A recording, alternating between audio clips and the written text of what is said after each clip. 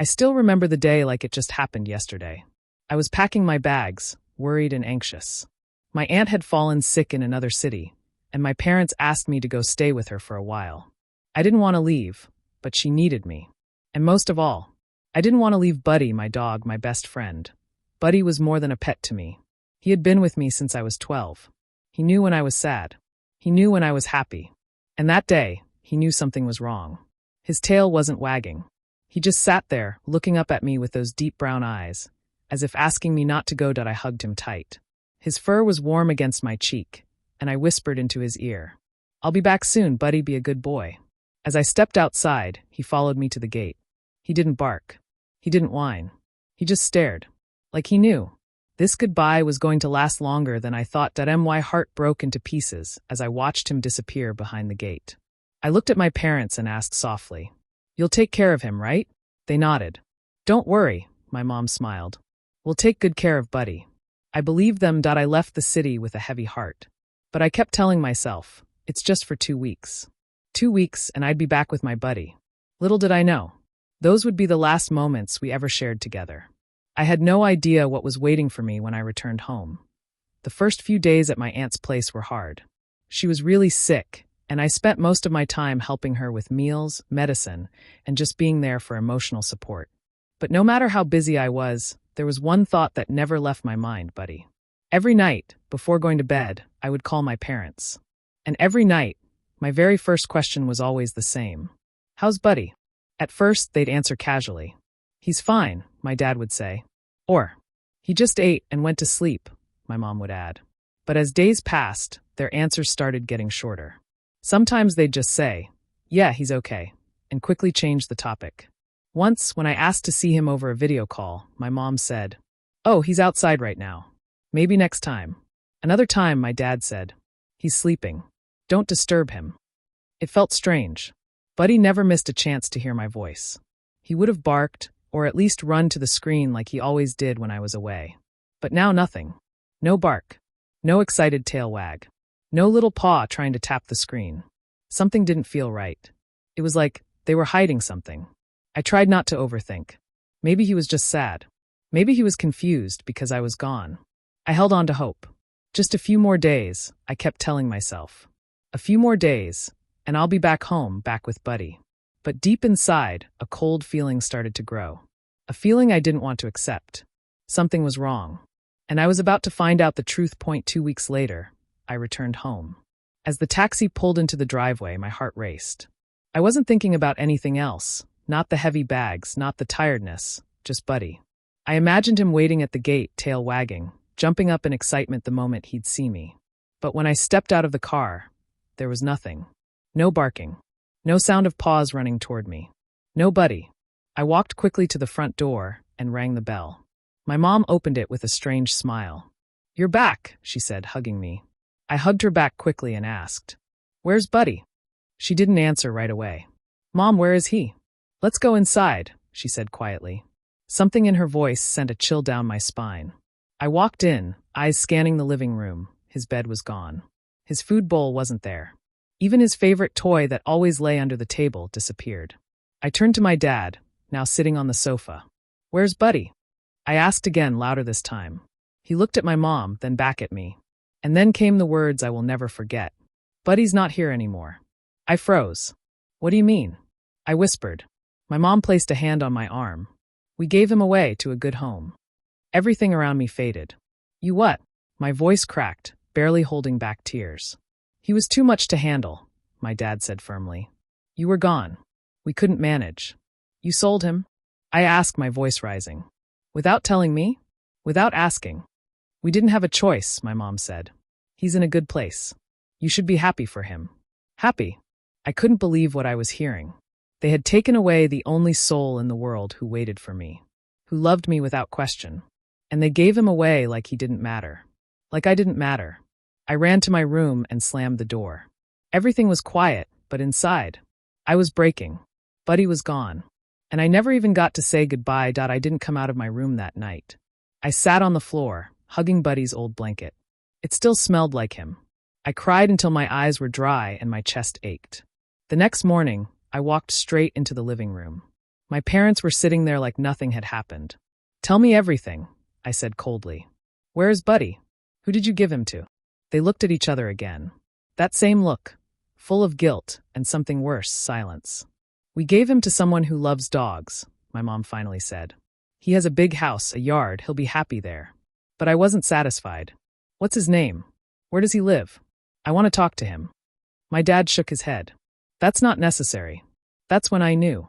They were hiding something bigger. I walked to the kitchen, grabbed my phone, and opened the family laptop. My parents had recently sold a few things online. I had seen them use a local ad website before. I typed in the site's name, searched recent listings under their account, and there it was. Purebred Golden Retriever. Healthy, well-trained. $600 OBO. Posted exactly 10 days ago. The description even mentioned Buddy's age and habits. They didn't give him away. They sold him. I felt sick. I stormed back into the room and slammed the laptop on the table. "You sold him? For money?" I screamed. "You lied to me." My mom stood up, tears in her eyes. "We didn't know what else to do," she cried. "He was always barking, he needed walks, and you left. We couldn't handle it." My dad added coldly, "You were gone for weeks.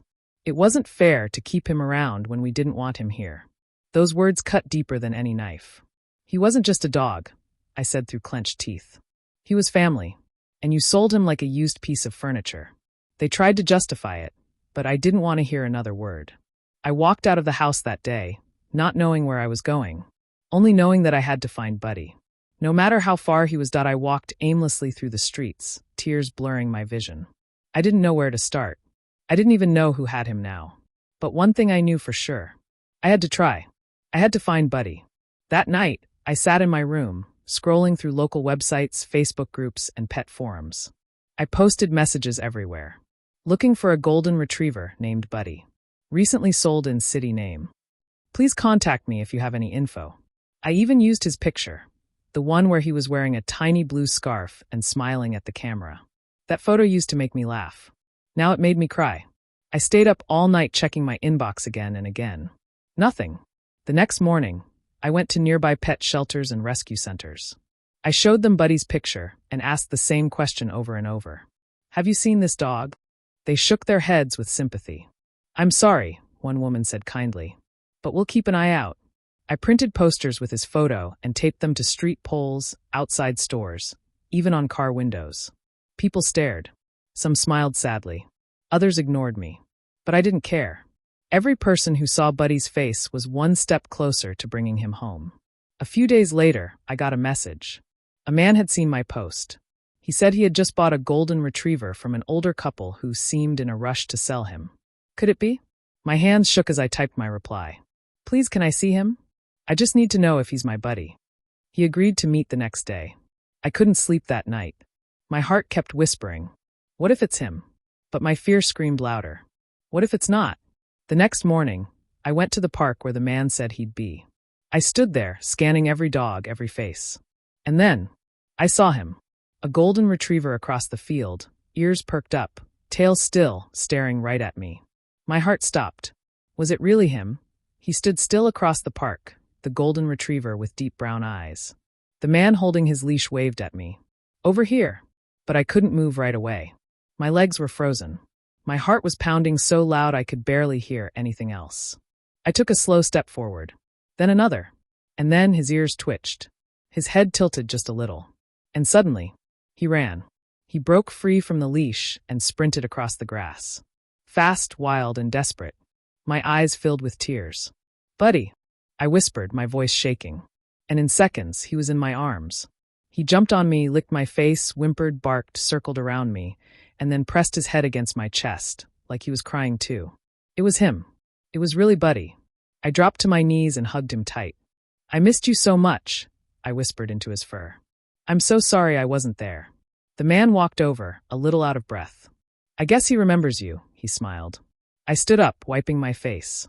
"His name is Buddy," I told him softly. "He's my best friend. My parents sold him while I was away, and I've been looking for him ever since." The man looked at us, at the way Buddy wouldn't leave my side, at the way he wagged his tail only for me. Then he sighed. "He's yours," he said. "I only had him for a week." But I could tell he missed someone deeply. I couldn't stop crying. This time, they were tears of relief. I took Buddy's leash gently, and he walked beside me like he'd never left. As we headed home, I whispered to him again, "You're safe now. I won't ever let you go again." But what I didn't know was the hardest part wasn't over yet. Because facing my parents, that was going to hurt even more. I walked through the front door with Buddy by my side, his tail wagging happily. The moment my parents saw us, their faces turned pale. Buddy, my precious Buddy, was back. But my parents didn't move. They didn't say a word. I stood there, holding his leash tightly, staring at them. "You lied," I said, my voice shaking but firm. "You sold him. And you didn't even give me a chance to say goodbye. How could you do that?" My dad looked down, avoiding my gaze. My mom bit her lip, clearly fighting back tears. They both knew what they had done was wrong.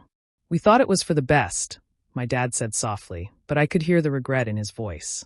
"We didn't know how much you loved him." My mom added, "We thought it would be easier if we just let go. But we were wrong. We should have waited for you to come back." I didn't know what to say. Part of me wanted to scream at them, but the other part of me just felt empty. I had found Buddy, but the trust one once had in them was shattered. Buddy nuzzled my leg, as if he could sense the tension. I bent down and stroked his fur, taking a deep breath. "He's my family," I whispered to them. "And you took him from me." My mom walked over slowly, her eyes filled with tears. She knelt beside me, gently rubbing Buddy's back.